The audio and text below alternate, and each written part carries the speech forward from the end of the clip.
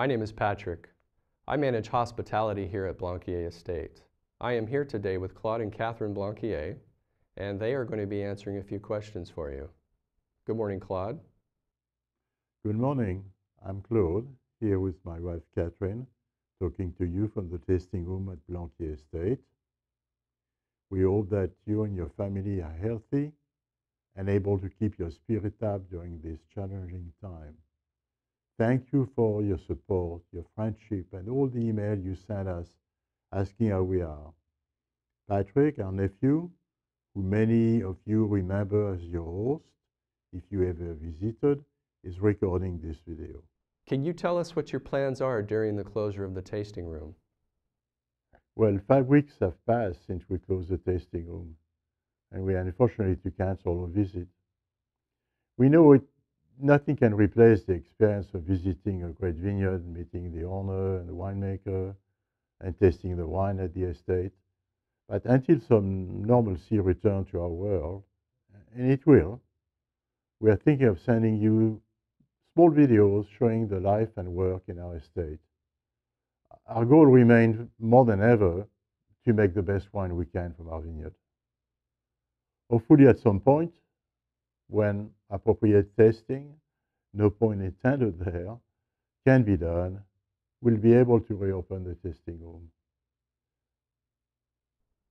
So the vineyard and winery guys are still working? Yes, winery are exempt from mandatory closure, and we have not followed any employee.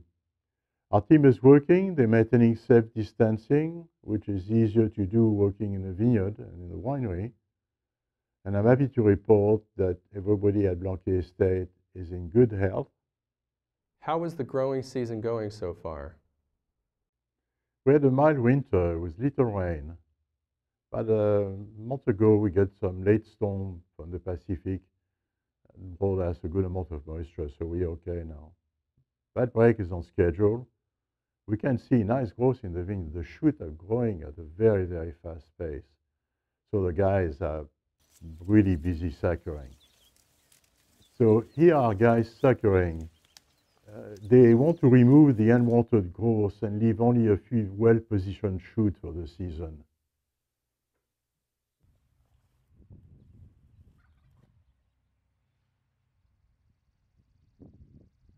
Claude, when I was hosting visitors, I was often asked questions about you and Katherine. Well, I was born in Switzerland, but I grew up in France. My family was in the textile business, but I studied law at the University of Burgundy, and afterward went back to the family business. I came to New York in the mid-70s. I came to open a French inn company.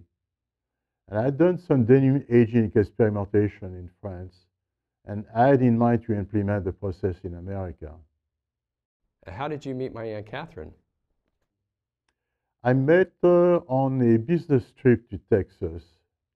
I was still living in New York back then, and El Paso was at the time was the center of denim manufacturing in the US, and we had a factory there. Because I always love antique, one day my factory manager took me to see her antique store. And you became friends? Yes, I had a few dinners with Katherine in the following months. And much to my surprise, I discovered that she really loved fine wine and actually had a good knowledge of Bordeaux. One day I saw a photograph of her taken years back in her little kitchen, and I was puzzled by what was barely visible on the window ledge. A row of empty bottles with familiar labels. I saw Latour, a Lafitte, a Margaux, some fine Riojas. So Katherine, you were buying First Growths. Yes, well, if I remember, they were about $35 a bottle back then. I was curious to see how good these wines tasted, so once in a while, I would buy a bottle and prepare little dinners at home with good friends. And you two eventually married. Yes, in 1983. I had left New York actually a year before and moved to Texas to open a denim processing factory with a friend. People often ask me what your connection was to stonewashing. Well, some have written that I invented stonewashing, but what I actually did was to industrialize the process. I designed machines and chemical processors capable of producing 500,000 pairs of jeans per week in our factories. I kind of established the industrial know-how, and the rest of the country followed up. I remember visiting one of the factories when I was young. It was huge. Yes, within a few years, we employed over 2,000 people, and we were the leading innovator of denim fashion in the US. Most of the jeans of today, the finishes came from our research laboratory. Then what happened? Well, NAFTA passed in 1992.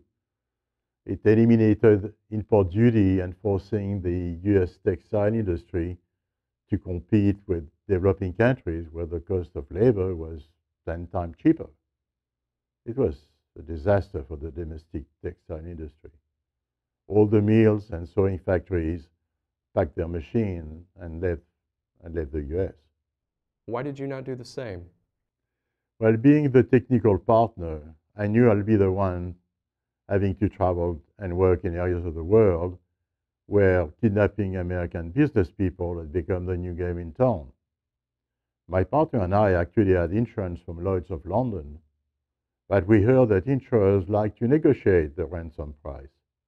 So we didn't want to really lose an ear or a couple of fingers before the price was right. I was also pretty burned out, after all those years of working nonstop. So eventually we decided that it was time to find something else to do in life. That must have been a huge disappointment. Yes, we had built our company from the bottom up, and seeing it disappear was a major turmoil in our life. But in retrospect, it forced us to make some life changes that turned out to be for the best. So tell us, how did you get into growing grapes? Well, remember that I knew the Napa Valley from the early 80s. Our largest customers were Levi and The Gap. They're both San Francisco-based companies. So we spent a lot of weekends here in Napa. After the passing of NAFTA, I asked a real estate friend to look for the best hillside parcel he could find. 3 years later, in January '96, we ended up buying a virgin tract of land on the western hill of Yountville, and we shut down our textile business. And you hired Helen Turley and David Abreu to develop the vineyard? Yes, they were great help and good teachers. Helen sent me a box of books, and she said, you need to learn about viticulture and winemaking. So I immersed myself in reading them. But after years of relying on others to decide what wine should be made here, Katherine and I felt that we had enough knowledge and confidence to rely just on our taste. And when did you get personally involved with the blends?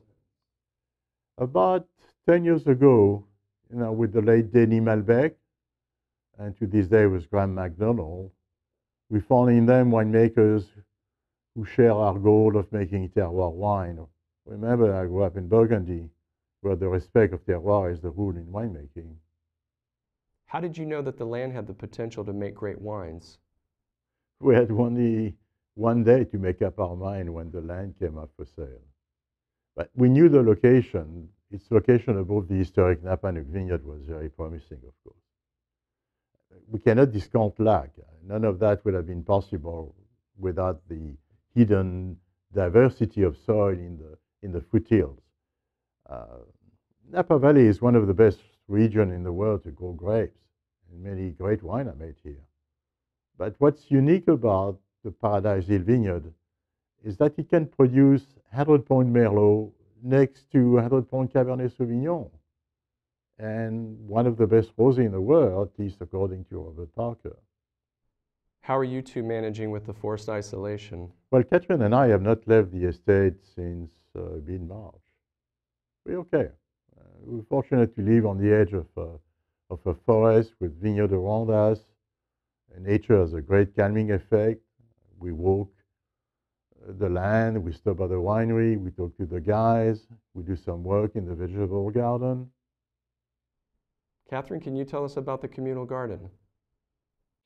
The garden is in a little canyon on the northern part of the property. We have 10 big raised beds made of redwood filled with topsoil. We have been planting tomatoes, peppers, zucchini, tomatillos, corn, and an assortment of herbs. Are you planting more fruit trees? Yes, besides the orange, persimmon, and peach, we're planting nectarines and apricots. And you share the crop with the employees. That is the point. Everybody contributes to the work and takes home bags of veggies and fruits to their families. It creates a good harmony in the company. How is home life for you? Well, we do our best to adapt to the isolation. We will never be social types, so we're probably faring better than most. We try to focus on the positive things in life. And I've gone back to doing yoga exercise. What hobbies keep you busy? Well, Katherine was always an avid reader, so she does a lot of that. I like to listen to audiobooks while I'm working in my studio. I like to restore old painting. We both are avid art collectors, and maybe that could be the subject of another video. We read lots of cookbooks together. We both are decent cooks and we like to try new recipes. We miss sharing dinners with friends, of course, but we are communicating with them more often at a deeper level. And what else? We are big movie buffs. We watch a lot of foreign films. Our 3 kitties have no idea why we're always at home, but they seem to like that very much. Here is Tuna, Bobo, and Gracie. And Claude, recently I've noticed you've been busy in the cellar. Yes, I finally started doing something I wanted to do for years. I'm cleaning our wine cellar. We decided to drink only the good stuff. There's no sense of saving those old bottles any longer. Well, our taste has changed with time, and of course, some of the wine should have been drunk years ago. So I use the carabin unit to check the bottles. The wine we don't like anymore, as long as they're not corked, they can go in the vinegar. We have several barrels in the garage where we have been aging vinegar using 100 years old mother yeast from France. Our vinegar is really very, very good, and we use it every day. We might actually bottle some that now we have some time. We're also making delicious balsamic vinegar, great on ice cream and strawberries. The tainted stuff just goes down the drain. It's a pity, but there is in a way, a definite feeling of closure in clearing the cellar. That's a good idea. Maybe we should all do the same. Make room in our cellars and our storage units. Could be an enjoyable experience. Yeah, there's plenty of great wine out there when you need replenishment.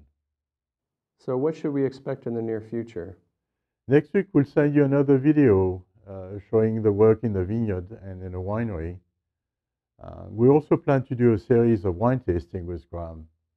And I think the first wine to be reviewed will be our proprietary red 2010, which is drinking fantastically. Again, thank you all for enjoying our wine. Until next time, our best wishes of health. Cheers.